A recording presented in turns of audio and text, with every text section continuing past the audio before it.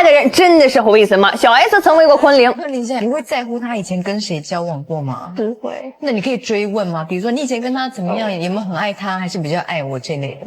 我不想知道。而昆凌呢，之所以不敢问啊，正是因为这段周侯恋的意难平。2004年呢，那时候的周杰伦啊，已经是杀疯了的亚洲天王，拽酷不爱说话，看谁都不爽，那是他的标签。可就是这么一个冰块，在遇到女主播侯佩岑之后呢，那是瞬间融化成了一汪春水。为了追到这位甜心主播呢，周杰伦呢是1个月破天荒的上了4次他的节目，甚至是3次啊，都是他主动要求的。在节目上呢，他不再是那个惜字如金的周董，而是一个开屏的孔雀。这一次的封面也是这个，请问我这张专辑叫什么？七里香。七里香的专辑封啊，就是穿这个军装啊，那他也是古董啊。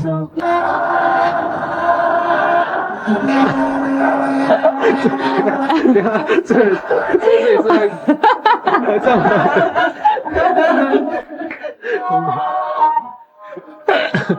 小心小心！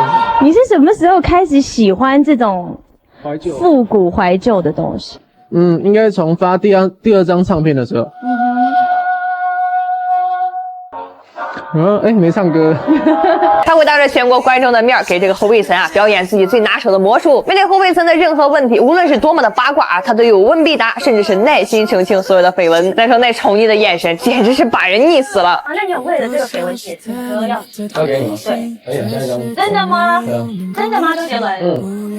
大家都听到了，周杰伦说要帮我写首歌哦。2005年金曲奖颁奖典礼啊，那是他们恋情曝光前最盛大的一次地下互动。当晚呢，周杰伦拿下了年度最佳专辑。当他走上台的时候，导播非常懂事的啊，把这镜头呢切给了台下的侯佩岑。那一刻呀，侯佩岑笑的是比自己拿奖还要开心。周杰伦在台上也是忍不住对着他的方向呢偷偷的挥了挥手。那个瞬间啊，没有狗仔，没有闪光灯，只有2个热恋中的人在万人中央旁若无人的分享着胜利的喜悦。这周杰伦的妈妈叶惠美呢，更是亲自跑到了节目录制现场，美名其曰是探班，实际上呢就是去考察这个让儿子神魂颠倒的未来儿媳。要知道啊，这周妈妈那可是出了名的要求高，能够让她点头的女孩侯佩岑那是第一个。你可能会问了，那周杰伦的绯闻女友那么多，为什么只有侯佩岑是唯一的意难平呢？要回答这个问题啊，我们就必须得提到另一个人蔡依林。如果说周杰伦的青春是一部电影，那么这部电影里啊一定有2个女主角，一个是红玫瑰蔡依林，另一个呢就是白月光侯佩岑。双这一恋呢是逢其对手的乐坛传奇，是2个顶流在舞台上火花四溅的battle。他们的爱呀热烈张扬，充满了音乐上的共鸣，却始终停留在有达以上恋人未满的猜测中啊，从未被亲口承认。而周侯恋呢，则是周杰伦第一次想把爱情拉回到现实的尝试。侯佩岑代表的呢，不是舞台上的逢其对手，而是台下那个温柔之性，能够让他卸下所有的防备，变回普通大男孩的港湾。他给了侯佩岑独一无二的偏爱和名分，恰恰证明啊，他当时是真的想和这个女孩走进婚姻，共度余生。而侯佩岑呢，也绝对值得这份偏爱。她不只是一个漂亮的女主播啊，她还是一个真正意义上的高情商女王。这份女王般的得体啊，其实呢源于她那并不光彩的出身。她母亲呢是台湾最著名的小三儿，她一出生呢就被贴上了私生女的标签，从小是寄人篱下，看人眼色呢让她不得不学会用最完美的微笑去应对这个世界所有的恶意。她的温柔呢是她的铠甲，也是她的武器。这份武器让她在娱乐圈是所向披靡，无论是潘玮柏还是吴宗宪，在她面前啊都像是被缴了械一样，毫无抵抗之力。就连毒舌小 S 呢都忍不住说，虽然说我觉得她很假，但是只要跟她相处过就会爱上她。2005年2月呢，2人同游日本代官山啊，被狗仔呢拍到亲密搂肩照。照片曝光之后呢，已经是天王的周杰伦啊，虽然说遮遮掩掩不愿承认，但是后续呢2人只增不少的甜蜜互动，坐实了他们这段恋情。而他们这段恋情的新闻呢，还是侯佩岑自己播报的。其实我自己呢，不是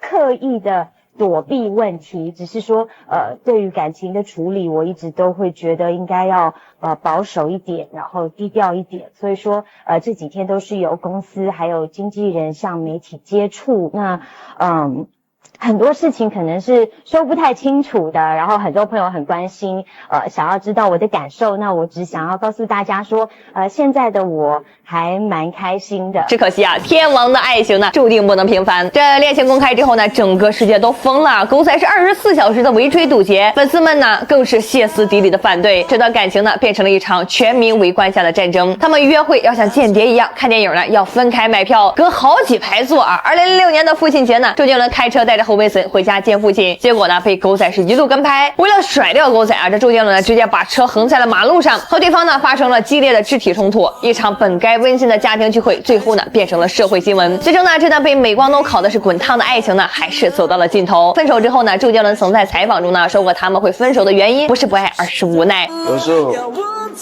有些人分开了，我这样讲，有些人分开了不是因为吵架啊，不是因为走不下去，其实是为了双方更美好的生活。有时候是这样，那有时候是在于压力之下，媒体给你的压力或者，我就觉得当艺人好像一辈子都不能谈恋爱一样，我觉得这是很奇怪的。那时候我不配，就是他写给这段感情的忏悔书。MV 里的剧情呢，几乎是1比1复刻了他们恋爱的细节。一起看电影要分开坐，在餐厅吃饭呢被狗仔围堵，最后呢女主角哭着离开。而 MV 的结尾啊，那句如果你不是周杰伦，那该有多好，更是戳中了所有人的泪点。这段被全世界围观致死的恋情呢，让他是彻底明白了一个残酷的现实。作为一个天王，他需要的或许根本不是一个同样光芒万丈、能够和他并肩而立的女明星，而是一个能够为了他放弃世界，安心的住进他的城堡里与世隔绝的小公主。侯佩岑太优秀了，太耀眼了，也太有自己的世界了。她不能为了爱情放弃自己前途无量的主播事业。两个同样活在镁光灯下的人，他们的爱情注定要被舆论反复撕扯，不得安宁。这段经历呢，彻底改变了周杰伦的择偶标准啊！他不再追求所谓的灵魂共鸣和势均力敌，他要的是乖巧听话、低调和绝对的安全感。于是昆凌出现了。2010年呢，周杰伦31岁，遇到了初出茅庐的昆凌。这段关系的开端呢，就注定了昆凌呢会是那个绝对服从和仰望他的人。为了和周杰伦在一起啊，昆凌付出的是常人难以想象的隐忍。他甘愿做他看不见的女友，长达4年之久，不公开、不炒作，不利用他的名气为自己博前程。周杰伦去哪儿他就去哪儿啊，把自己活成了一个没有自我的影子。据说呢，有一次昆凌因为压力太大了啊，一个人跑到了美国，想去留学啊，想彻底放弃这段感情。结果呢，周杰伦第3天啊就追到了美国，把他找了回来。那一刻啊，昆凌才明白这个男人是真的离不开他。而最重要的一点是，他完美的通过了婆婆叶惠美这一关啊。比起侯佩岑那种同样优秀、同样有自己主见的大女主，昆凌这种乖巧单纯、凡事以儿子为先的小女孩，显然呢更符合周妈妈心中完美儿媳的标准。最终呢，周杰伦给昆凌一场比任何电影都更梦幻的古堡世纪婚礼。他把自己活成了一个真正的国王，把昆凌宠成了一个真正的公主。他需要的不是一个能够陪他打天下的女王，而是一个能够让他安心回家，把所有喧嚣都关在门外的城堡女主人。有人曾问周杰伦啊，如果有时光机，你最想回到什么时候？他想了很久说，如果时光机到了以前，我可能就不会去代官山，然后被开导。或许在他心里啊，如果当初没有那张照片，他就能够把他保护得更久一点吧。可惜啊，人生没有如果啊，那个让他放下所有骄傲去爱的女孩，最终呢，还是成了他唱片里永恒的女主角。而昆凌呢，则用自己的顺从和陪伴，成了他现实人生中唯一的周太太。